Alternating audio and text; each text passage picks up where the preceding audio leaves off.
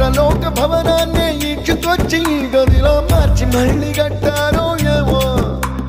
మాయజాలము తెలుసు మంత్రకారడి తెలుసు రెంటి కన్న ఇది ఇంకోటేమో నీలాకాశం నేలాకొస్తే ఇట్టాగే ఉంటాదో ఏమో ఈ సంతోషం దాచాలంటే హృదయాలు ఓ వంద కావాలేమో ఇంతందంగా ఉంటుందా ఈ లోకం ఇన్నాళ్ళు ఈ మనసుకి తెలియాలేదే పాపం